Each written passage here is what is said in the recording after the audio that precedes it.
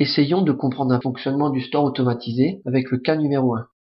Le store est initialement en position haute, la toile est enroulée. S'il fait soleil mais qu'il n'y a pas de vent, alors le capteur de lumière va mesurer une luminosité importante. On voit ici le capteur de lumière. En fonction du programme installé dans la carte de contrôle, celle-ci va traiter et envoyer un ordre de relais.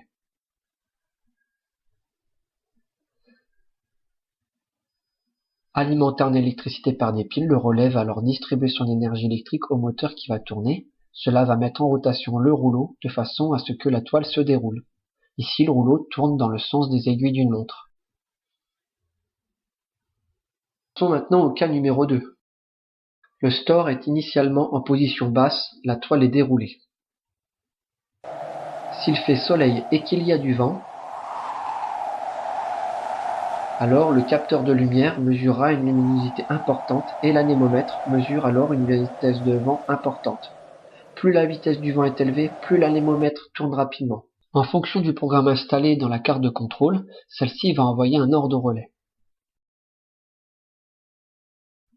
Alimenté en électricité par des piles, le relais va alors distribuer son énergie électrique au moteur qui va tourner, ce qui va entraîner le rouleau dans un mouvement de rotation de façon à ce que la toile s'enroule. Ici, c'est le sens inverse des aiguilles d'une montre. Donc dans cette deuxième vidéo, nous allons voir de quoi est composée et comment fonctionne la chaîne d'information.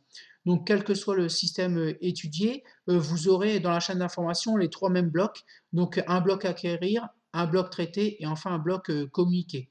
Donc le bloc acquérir va servir à recevoir les informations des différents capteurs du système et de l'utilisateur. Donc on va retrouver ici tout ce qui est, donc pour les informations issues du système, tout ce qui est capteur ou détecteur. Et pour ce qui est des informations saisies par l'utilisateur, nous allons retrouver tout ce qui est bouton poussoir, interrupteur, clavier ou télécommande. Donc le bloc traité, lui va, comme son nom l'indique, traiter les informations issues des différents capteurs du système et de l'utilisateur. C'est la partie dite intelligente du système qui va prendre des décisions.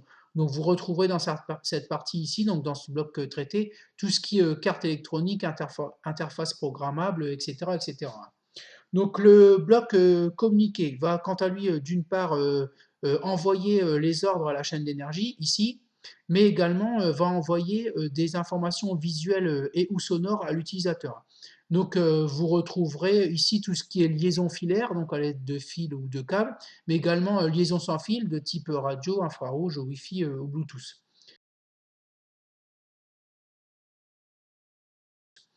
Donc pour être un petit peu plus concret, on va prendre l'exemple d'un portail automatique.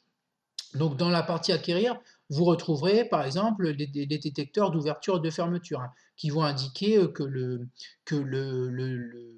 portail est complètement ouvert ou complètement fermé. Ça, c'est pour les informations issues du système. Ensuite, on retrouvera par exemple une télécommande qui va permettre à l'utilisateur de demander l'ouverture du portail. Donc pour la partie traitée, vous retrouverez très certainement une carte électronique dans laquelle vous trouverez un programme qui va par exemple demander d'arrêter l'ouverture du portail quand le détecteur d'ouverture sera activé. Donc quand le portail sera complètement ouvert, on va demander en fait d'arrêter d'ouvrir le portail puisqu'il est complètement ouvert. Donc ensuite, dans la partie communiquer, donc vous trouverez d'une part, par exemple ici, toujours pour le portail automatique, un gyrophare donc, qui va transmettre une information visuelle à l'utilisateur. Donc c'est une lampe en fait qui va s'allumer et clignoter, qui va indiquer à l'utilisateur que le portail est en mouvement. Et vous pouvez retrouver aussi une liaison filaire qui va transmettre, par exemple, un filaire ou autre, qui va transmettre l'information à la chaîne d'énergie, donc qui va transmettre l'information, par exemple, un ordre de s'arrêter, de s'ouvrir ou de s'arrêter de se fermer. Voilà. Donc voilà pour la chaîne d'information.